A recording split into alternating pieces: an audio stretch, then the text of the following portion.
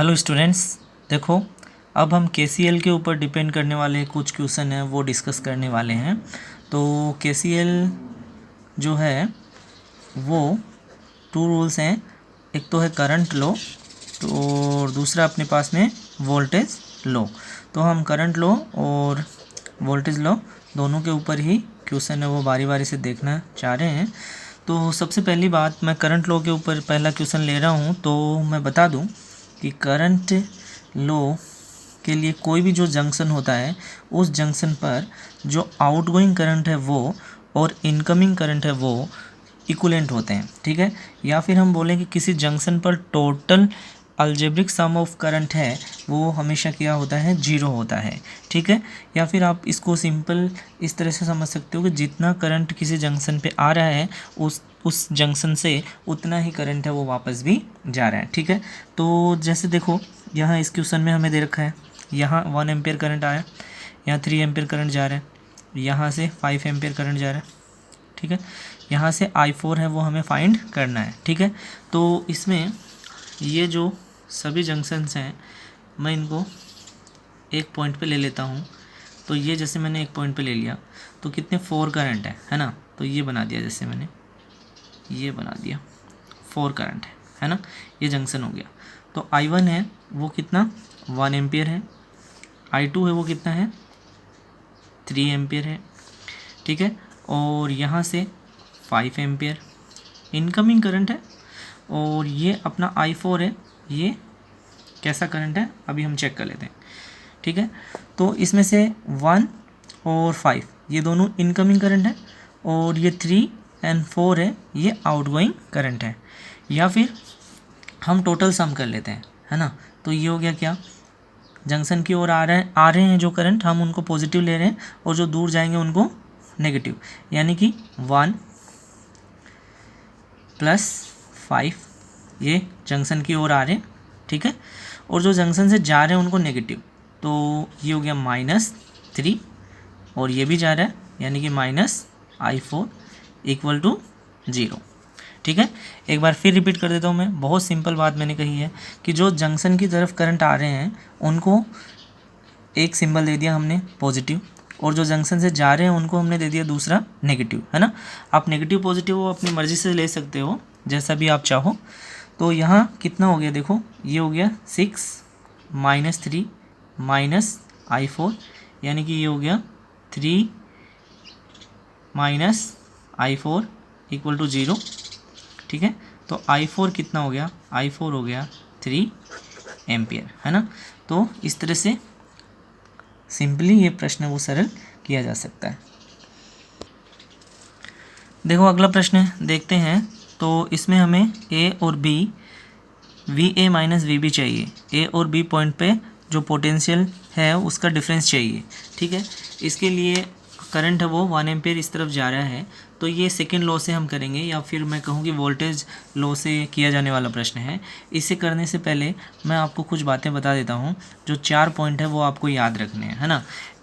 तो NCERT के according अगर हम बात करें तो ये रेजिस्टेंस है R और इसमें ये करंट की डायरेक्शन है और अगर हम भी इसी तरफ जा रहे हैं, है ना, हमारी डायरेक्शन और करंट की डायरेक्शन सेम है, तो उस समय हम जो IR लेते हैं, पोटेंशियल ड्रॉप लेते हैं, वो कैसा लेंगे, नेगेटिव लेंगे, ठीक है। और अगर रेजिस्टेंस में जो करंट है उसकी डायरेक्शन ये है और हम इसके अपोजिट जा रहे हैं, ठीक है, या कहें कि दोनों एक दूसरे से क्या है, अपोजिट हैं, तो उस कंडीशन में हम कैसे लेते हैं, पॉजिटिव IR लेते हैं, ठीक है। और बैटरी की बात करें तो बैटरी का जैसे ये है, ठीक है, बड़ा टर्मिनल पॉजिटिव और ये नेगेटिव। अगर हम इस तरफ जा रहे हैं यानी कि हम पॉजिटिव से नेगेटिव की तरफ जा रहे हैं तो वोल्टेज ड्रॉप हो रहा है, यानी कि हम कैसा लेंगे, माइनस का V लेंगे या फिर हम बोल सकते हैं उसको माइनस का E लेंगे, ठीक है। और इसी तरह से अगर हम बात करें, हम नेगेटिव से पॉजिटिव की तरफ जा रहे हैं, है ना, नेगेटिव से पॉजिटिव की तरफ जा रहे हैं यानी कि वोल्टेज है वो बढ़ रहा है, तो उस कंडीशन में हम कैसा लेंगे, इसको पॉजिटिव लेंगे, है ना। तो वोल्टेज गेन हो रहा है और वोल्टेज ड्रॉप हो रहा है, दोनों सिचुएशन के बारे में हम डिस्कस कर चुके हैं। ठीक है, तो इस तरह से लिया जाता है।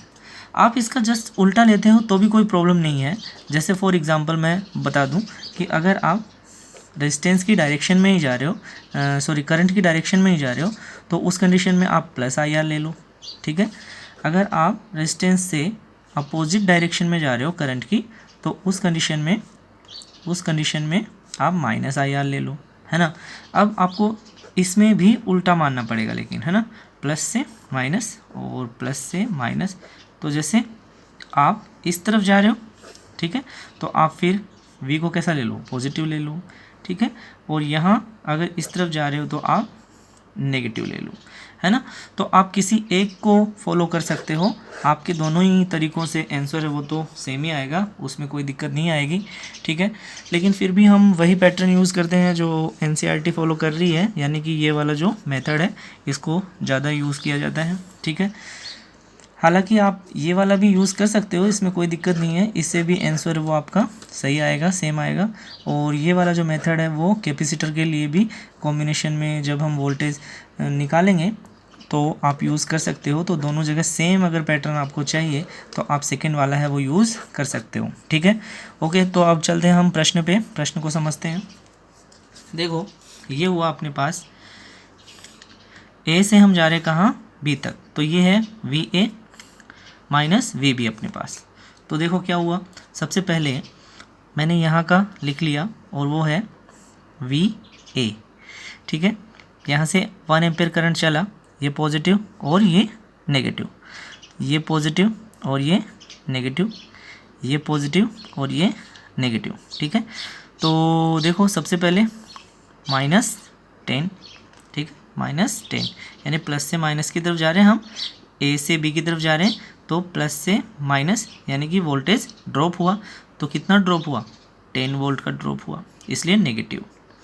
फिर हम रेजिस्टेंस में देखें तो करंट आगे की तरफ जा रहा है, रेजिस्टेंस इनटू करंट करना हमें, तो प्लस से माइनस की तरफ, है ना, तो वोल्टेज ड्रॉप हुआ, तो ये हो गया माइनस का 10 × 1। ठीक है, यहाँ एक बार फिर 20 वोल्ट की बैटरी है, तो वोल्टेज एक बार फिर ड्रॉप हो रहा है प्लस से माइनस, यानी कि माइनस का 20, और ये इक्वल है किसके, वी बी के, वी बी पे। यहाँ मान लिया हमने वी बी और यहाँ मान लिया हमने वी ए।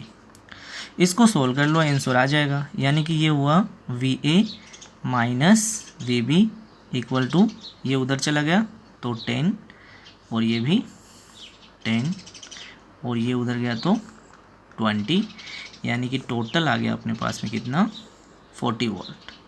तो ये अपना आंसर है और ये कितना आ रहा है, 40 वोल्ट आ रहा है। एक और प्रश्न के द्वारा हम समझते हैं। जैसा कि आप देख रहे हो ये वाला प्रश्न हम लेते हैं, तो इसमें हम देखते हैं कि हमें क्या चाहिए, हमें चाहिए एक बार फिर V A minus V B, और ए पॉइंट है वो अपना ये रहा, और यहाँ से हम आ गए कहाँ, बी पॉइंट पे, यहाँ आ गए, ये अपना बी पॉइंट है। ठीक है, इससे आगे हमें नहीं जाना है ना, लेकिन फिर भी अगर हम चेक करें तो 2 एम्पियर का करंट यहाँ से आया, इस ब्रांच में कितना करंट जा रहा है, 2 एम्पियर का, तो यहाँ तक कितना है, 2 एम्पियर। लेकिन जैसे ही यहाँ पहुँचा तो फिर हम देख रहे हैं यहाँ करंट अपने पास नहीं है, लेकिन यहाँ से हम देखें तो ये 3 एम्पियर और ये 1 एम्पियर, यानी कि टोटल करंट यहाँ कितना आ रहा है, 4 एम्पियर का आ रहा है। कितना आ रहा है भाई, 4 एम्पियर का आ रहा है इस सेल से, है ना, 4 एम्पियर का करंट आ रहा है। तो यहाँ तक तो 2 एम्पियर ही था, यानी कि 2 एम्पियर आ रहा है, 4 एम्पियर का करंट जा रहा है, इसका मतलब इसमें कितना करंट है, इसमें 2 एम्पियर का करंट है। कितना है, 2 एम्पियर का करंट है। अब बड़ा इजी है, हम इसको सॉल्व कर लेते हैं। तो देखो यहाँ से चलते हैं हम, तो ये हो गया अपने पास वी ए और ये हो गया अपने पास वी बी। तो फिर मैं वैसे लिखता हूँ वी ए, सबसे पहले ये यहाँ से यहाँ, यानी कि ये प्लस और ये माइनस, ये माइनस और ये प्लस, ठीक है, ये प्लस और ये माइनस, ये यहाँ से यहाँ अगर हम बात करें तो करंट इधर जा रहा है ना, तो ये हो गया अपने पास माइनस और ये प्लस।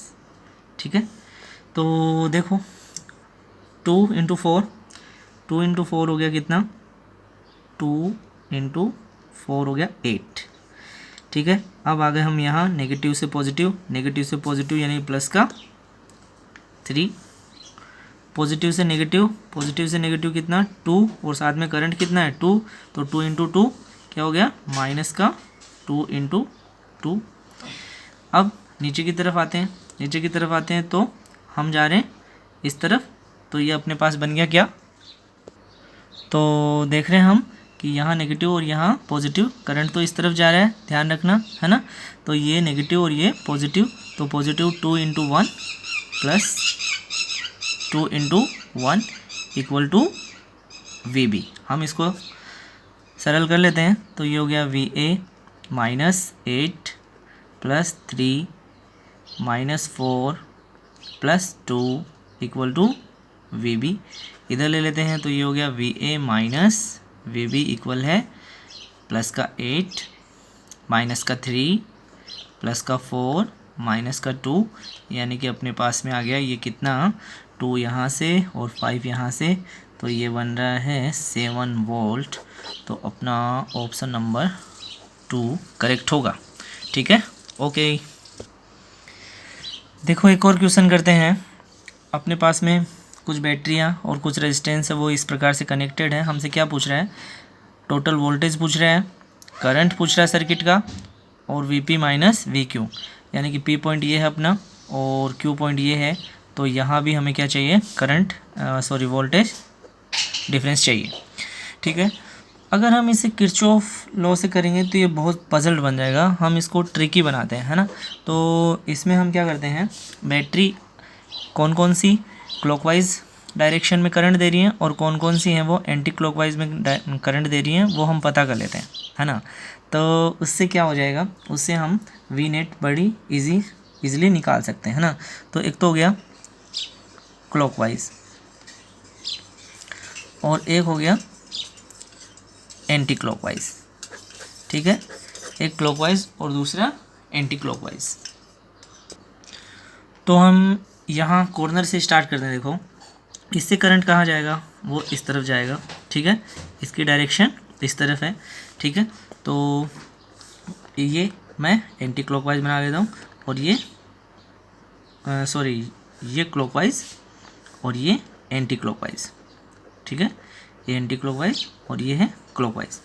तो ये इधर जा रहा है, यानी कि 10 वोल्ट की बैटरी है वो इसमें आ गई।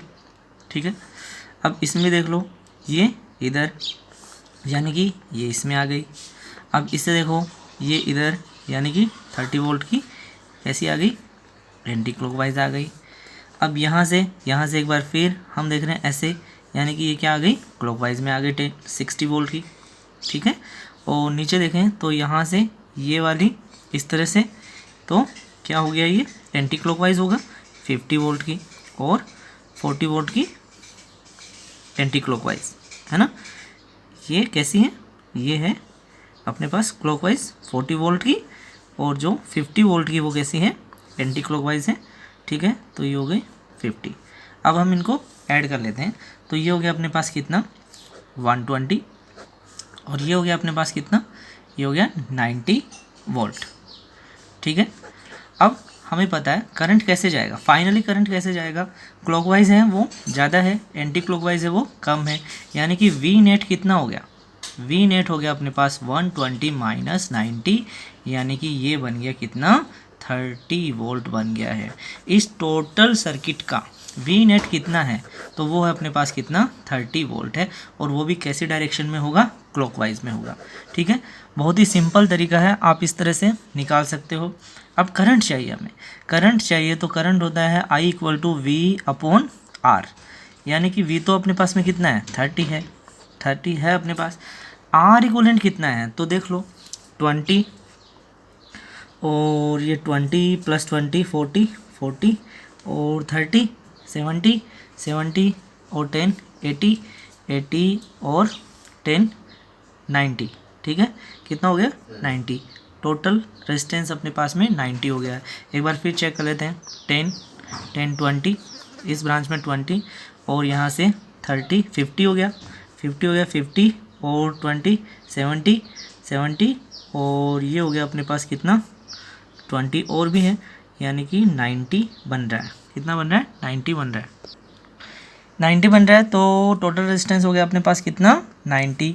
तो ये बन गया 1/3, यानी कि 1/3 एम्पियर। टोटल करंट कितना आ गया, 1/3 एम्पियर आ गया अपने पास में। ठीक, हेलो स्टूडेंट्स, एक बार फिर हम डिस्कस करते हैं एक और क्वेश्चन। तो देखो अपने पास में करंट इलेक्ट्रिसिटी का एक सिंपल सा प्रश्न है, और वो क्या है, 2 batteries, one of EMF electromotive force 18 volt and internal resistance 2 ohm and other of EMF 12 volt and internal resistance 1 ohm are connected as shown. The voltage V will be record a reading of। तो हमें इसकी reading find करनी है, क्या होगी देखो। तो इसमें सिंपल P और Q के बीच में हमें निकालना है। तो इसके लिए जो फॉर्मूला अपने पास में होता है P और Q का, वही हम अप्लाई कर देते हैं सीधा सीधा, तो अपने पास में वोल्टेज आ जाएगा, है ना। तो वो था अपने पास में नेट जो EMF होता है वो होता है E1/R1 plus E2/R2 upon 1/R1 plus 1/R2। ठीक है, और ये हो गया अपने पास इसके अकॉर्डिंग P माइनस Q है, तो VP माइनस VQ लिख देता हूँ, एक ही बात है। तो ये हो गया 1, ये हो गया कितना 18 divided by 2 plus 12 divided by 1 upon 1/2 plus 1। ठीक है, तो ये कितना हो गया, ये हो गया अपने पास में 9 प्लस 12 अपॉन 1.5 हो गया कितना 3/2, ऊपर ले लेते हैं। तो ये हो गया VP माइनस VQ इक्वलेंट है, ये हो गया 21 इंटू 2/3। तो ये 7 टाइम कैंसिल हो रहा है ना। तो ये हो गया कितना 7, तो 7 इंटू 2, यानी कि अपना आंसर आ गया कितना 14 वोल्ट। अपना आंसर आ गया कितना 14 वोल्ट, और ऑप्शन नंबर 3 है वो करेक्ट होगा। ठीक है, तो बिल्कुल सिंपल है, ऐसे क्वेश्चन है वो पहले भी हमने किए हैं, तो आया हुआ क्वेश्चन है एग्ज़ाम में। एक और देखते हैं, देखो इसमें क्या कह रहा है हमसे, ये कह रहा है फाइंड करंट इन 20 ओम। तो 20 ओम में से I2 करंट जा रहा है, इसमें से I1 और इसमें से I3, हम सारे ही फाइंड कर लेते हैं, है ना। तो देखो क्या हुआ, वही फॉर्मूला अपना है, एप्सिलॉन नेट इक्वल टू एप्सिलॉन1/R1 एप्सिलॉन2/R2 अपॉन 1/R1 1/R2। तो ये हो गया क्या, ये हो गया अपने पास, ये लिख लेता हूँ मैं V equal to 10/10 10/10 plus 10/10 again plus, यहाँ कोई बैटरी नहीं है ना, इसमें कोई बैटरी नहीं है तो हम 0 ले लेते हैं। तो ये होगा 0/20 अपॉन 1/10 प्लस 1/10 प्लस 1/20। ठीक है, तो ये कितना बन गया, ये बन गया, कैंसिल हो गया, ये भी कैंसिल हो गया, ये 0 यानी कि 1/2 हो गया, अपॉन ये कितना हो गया, ये हो गया अपने पास में LCM इसका 20। तो ये बन गया 2 + 2 + 1, यानी कि ये बना 2 इंटू 20/5, यानी कि V इक्वल टू आ रहा है अपने पास में कितना, ये आ गया 8 वोल्ट। ये आ रहा है कितना 8 वोल्ट, 4 टाइम कैंसिल हो रहा है। तो 8 वोल्ट है वो इन सब के अक्रॉस वोल्टेज है। ठीक है, अब हम जिसमें से चाहते हैं उसमें से करंट निकाल लेते हैं। तो सिंपल सबसे पहले I1 निकाल लेते हैं, है ना। I1 कितना हो जाएगा, वो हो जाएगा E minus V upon R। ठीक है, तो ये हो गया E कितना 10 माइनस V कितना 8 अपॉन R है अपने पास में 10। तो ये हो गया 2/10, यानी कि 1/5 एम्पियर आ गया, 1/5 एम्पियर। I2 कितना हुआ, I2 हो गया, यहाँ तो कोई वोल्टेज नहीं है ना, तो कोई बैटरी नहीं है। ठीक है, यहाँ कोई बैटरी नहीं है, इसका मतलब हम सीधा ही लिख सकते हैं E minus V upon R। तो E0 माइनस 8/20, यानी कि ये कैंसिल हो गया। तो ये अपने पास में बना कितना 4/10, यानी कि 0.4 बन रहा है, या 2/5 लिख दें, 2 बाई 5 एम्पियर नेगेटिव। ठीक है, डायरेक्शन की बात बाद में कर लेंगे हम। I3 और I3 है E कितना 10 माइनस V 8 अपॉन 10, यानी कि एक बार फिर ये तो सेम वही आ गया पहले वाला ही 1/5 एम्पियर। ठीक है, तो ये जो करंट है ये नेगेटिव क्यों आया, ये दोनों पॉजिटिव कैसे आए, तो ये हम देख रहे हैं कि ये तो पॉजिटिव ही होगा। ठीक है, ये यहाँ से इसी तरफ होगा और ये भी ठीक है, ये भी इधर ही होगा, दोनों की डायरेक्शन ठीक है। लेकिन I2 नेगेटिव आया, इसका मतलब इसकी डायरेक्शन है वो इधर नहीं होकर के कहाँ होगी, इस तरफ होगी। ठीक है ना, यहाँ जंक्शन बन रहा है, यहाँ से ये आया 1/5 एम्पियर और यहाँ से ये भी आया 1/5 एम्पियर, तो दोनों ऐड हो गए और ये बन गया कितना 2/5 एम्पियर। ठीक है, उम्मीद करता हूँ आप सभी समझ पाए होंगे। धन्यवाद। देखो एक सिंपल सा क्वेश्चन है, हम इसमें फाइंड RAB निकालते हैं। ठीक है, तो यहाँ से हम देख रहे हैं कि ये पॉइंट और ये पॉइंट है आपस में कनेक्टेड है, यानी कि ये पॉइंट क्या होंगे, सेम होंगे। AB यहाँ दिया है तो C लिख देता हूँ, C, और ये पॉइंट भी सेम होंगे, यानी कि ये भी सेम होंगे। तो अब अपने पास में देख लो, C और D के बीच में यहाँ से 2R है, सीरीज़ में है 2R हो गया। C और D के बीच में यहाँ से भी 2R है, C और D के बीच में यहाँ से भी 2R है। ठीक है ना, और ये R और R किसके, AB के बीच में लगे हुए हैं। यानी कि एक बार फिर मैं ड्रॉ करूँ तो ये हो गया A और ये हो गया अपने पास में B और ये हो गया C और ये हो गया D। अब देखो एक बार फिर B और D के बीच में R है, ये R है। D और C के बीच में 2R 2R 2R 3 लगे हुए हैं, 1 2 और 3, 2R 2R और ये भी कितना है 2R। C और A के बीच में ये कितना है, ये R है। ठीक है, 2R 2R 2R के कैसे हैं, पैरेलल में है, पैरेलल में है तो ये कितना हो जाएगा, ये हो जाएगा अपने पास में 2R/3, इसका इक्विवेलेंट बन जाएगा, है ना, कितना हो जाएगा 2R/3। तो एक बार फिर ड्रॉ करें तो ये बन गया A C D और B, A C D B। तो ये R है, ये कितना है, ये है 2R/3, 2R 2R 2R के तीनों पैरेलल में है तो ये हो गया 2R/3 और ये है अपना R। तो R इक्विवेलेंट बन गया R + 2R/3 + R, यानी कि R इक्विवेलेंट बन गया कितना, इसको ऐड कर दो, ये आ जाएगा 8R/3, यानी कि ये अपना आंसर होगा। ठीक है, थैंक यू।